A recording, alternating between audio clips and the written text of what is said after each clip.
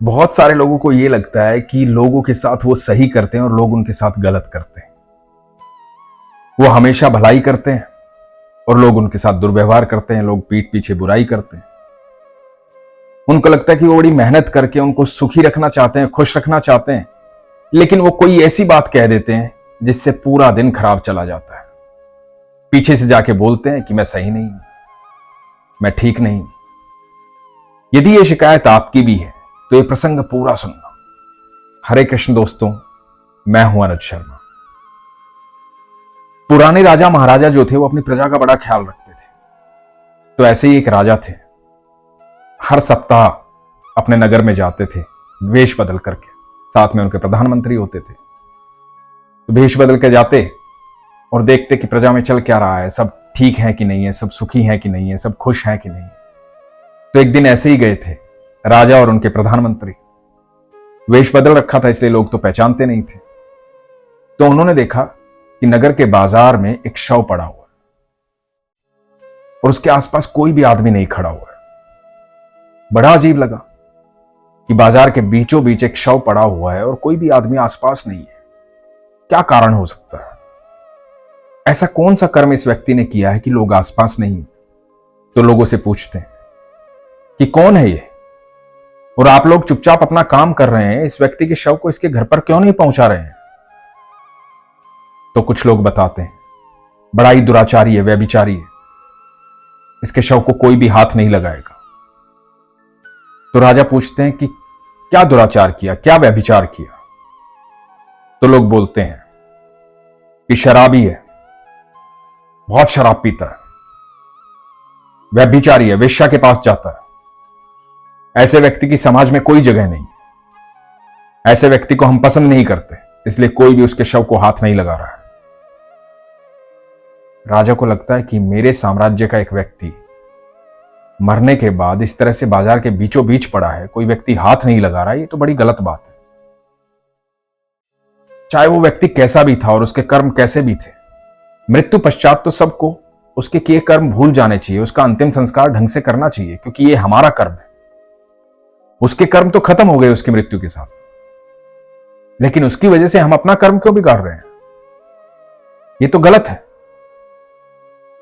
और अक्सर ऐसा होता है दोस्तों कि आपके अंदर वो लोग दोष निकालते हैं जो खुद दोषी होते हैं।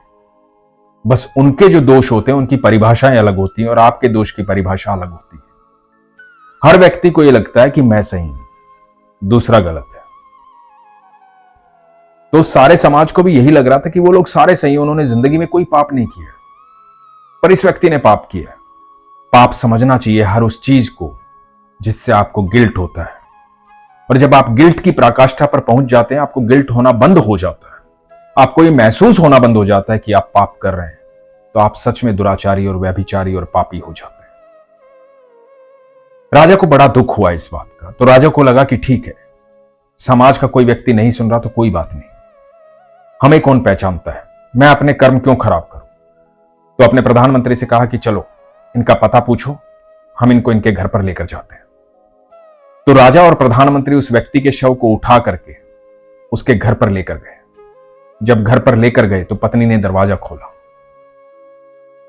पत्नी पहले तो बहुत रोई, बिलख बिलख कर रोई, बहुत दुखी हुई। तो राजा ने कहा कि आपके दुख को हम समझ सकते हैं, लेकिन एक बात आपसे पूछना चाहते हैं। पत्नी ने कहा कि जी बोलिए। तो राजा ने कहा कि कोई भी व्यक्ति आपके पति के शव को हाथ नहीं लगाना चाहता था, कोई भी व्यक्ति इनके आसपास नहीं आना चाहता था। इनकी मृत्यु काफी देर पहले हो गई थी, हमें पता लगा तो हम उठा कर लाए।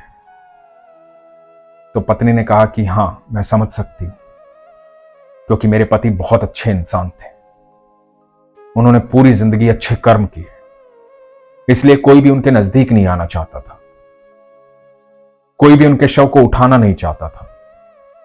राजा ने कहा कि सब लोग तो ये कह रहे थे कि ये दुराचारी है, व्यभिचारी है, और आप कह रहे हैं कि इन्होंने अच्छे कर्म किए थे। तो पत्नी ने बताया कि जी हां, मेरे पति के पास जब पैसे होते थे, ज्यादा पैसा कमाते थे, तो शराब की दुकान पर जाते थे, वहां से शराब खरीदते थे और ला करके नालियों में बहा देते थे, कहते थे कम से कम कुछ लोग तो कम पिएंगे। उन दिनों दोस्तों शराब का एक कोटा होता था, बड़ी लिमिटेड शराब आती थी, उतनी ही शराब आती थी, उतनी ही बेची जाती थी। तो ये व्यक्ति शराब ला करके नालियों में बहा देता था।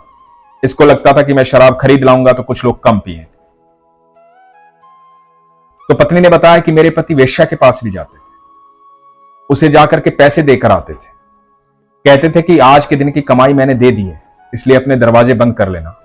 हो सकता है कि कोई नया ग्राहक आना हो और वो दरवाजे बंद देखकर ना आए, वापस अपने घर लौट जाए, अपनी पत्नी के पास जाए और उन पैसों का सही इस्तेमाल करे, अपने परिवार के लिए इस्तेमाल करे, क्योंकि व्यक्ति का दिमाग पल भर के लिए खराब होता है। उस पल में यदि वो संभल जाए तो उसका जीवन बदल सकता है, और उसी पल में वो बिगड़ जाए तो उसका जीवन जीते जी नरक हो सकता है। कोई भी अच्छी या बुरी सोच पल भर के लिए आती है और पल भर में जीवन बदल जाती है। तो इस व्यक्ति का मानना यह था कि हो सकता है कि कोई नया ग्राहक आए जिसको अभी तक पाप करने की आदत ना लगी हो, वो आए, दरवाजा बंद देखे और वापस लौट जाए और उसका मन बदल जाए, तो मुझे लगेगा कि मेरा कर्म सफल हुआ। राजा ने ये दोनों बात सुनी। सुनकर राजा की आंखों में आंसू आ गए। पत्नी ने आगे कहा कि मैं उनको कहती थी कि अब लोग तुमसे नफरत करने लगे हैं, लोग तुम्हें गलत बोलते हैं, लोगों को जाकर बताओ कि तुम ये कर्म करते हो। तो मेरे पति कहते थे कि मैं किस किस को जाके बताऊंगा कि मैं क्या करता हूं, और मुझे इन्हें क्यों दिखाना है। मैं जो कर्म करता हूं मेरा ईश्वर देख रहा है, वो हमेशा मेरे हर कर्म को देखता है, वो सबके कर्म को देखता है। तो मुझे इन लोगों से लेना देना क्या है, मुझे इन लोगों से वास्ता क्या है। मेरे साथ मेरा ईश्वर है, बस वही चाहिए मुझे। मेरे पति बोलते थे कि तू देखना, हो सकता है जब मैं दुनिया से जाऊं इनमें से कोई भी ना आए, लेकिन मुझे पूरा यकीन है कि मेरा अंतिम संस्कार राजकीय सम्मान के साथ होगा, क्योंकि मेरा ईश्वर मेरे हर कर्म देखता है और उसके यहां हमेशा न्याय होता है, कभी अन्याय नहीं होता है। इन लोगों को भी एक न एक दिन समझ में आ जाएगा कि मैं करता क्या हूं। राजा स्तब्ध रह गया। प्रधानमंत्री देखता रह गया कि यह व्यक्ति अद्भुत था, कमाल था, सच में ईश्वर का बंदा था। राजा ने अपना वेश बदला, दाढ़ी निकाली, मूछ निकाली और उसकी पत्नी को बोला कि आपका पति सही कहता था, मैं इस देश का राजा हूं और यह प्रधानमंत्री। आपके पति का अंतिम संस्कार राजकीय सम्मान के साथ होगा। उनके कर्म कोई देखे ना देखे, लेकिन ईश्वर देखता था, इसीलिए हम यहां आ पाए। ईश्वर सबके कर्म देखते हैं। और उस व्यक्ति का अंतिम संस्कार राजकीय सम्मान के साथ हुआ। वही लोग जो नफरत करते थे वही उसकी जय जयकार कर रहे थे। दोस्तों, आप सिर्फ अपने कर्म पे ध्यान दो। किसी के बारे में बुरा बोल के अपना कर्म क्यों बिगाड़ते हो? किसी के लिए गलत करके अपना कर्म क्यों बिगाड़ते हो? क्योंकि आप इस बात से बिल्कुल भी अनभिज्ञ नहीं है कि आपके कर्म को ईश्वर नहीं देख रहा है। आप जानते हैं ईश्वर आपके हर कर्म को देख रहा है। जब आप ये जानते हैं तो आपको गलत कर्म करना ही क्यों है? लोग आपको गालियां देंगे, मारेंगे, गुस्सा करेंगे, कुछ भी करेंगे, वो उनके कर्म है। आप अपने कर्म में विश्वास रखिए। आपके कर्म आपका ईश्वर देखता है। आज नहीं तो कल, कल नहीं तो परसों सबको समझ में आ जाएगा कि आप कौन है। हमें किसी को कुछ समझाने की जरूरत नहीं है, किसी को सफाई देने की जरूरत नहीं है कि हम सही है या गलत है। हमें किसी से बताने की जरूरत नहीं है कि मैंने तुम्हारे लिए ये किया है, ये किया है, ये किया है। कोई जरूरत नहीं है। सिर्फ अपने कर्म पर, अपनी ईमानदारी पर ध्यान दें। ठाकुर सबको देख रहे हैं, ईश्वर सबको जानते हैं कि आपके किए हुए कर्म एक दिन सबको दिखाई देंगे। हमेशा निश्चिंत रहें, खुश रहें, प्रसन्न रहें, और आप जो करते आए हैं ना, दूसरों को खुश, दूसरों को सुखी, दूसरों की भलाई, वो निरंतर करते रहें।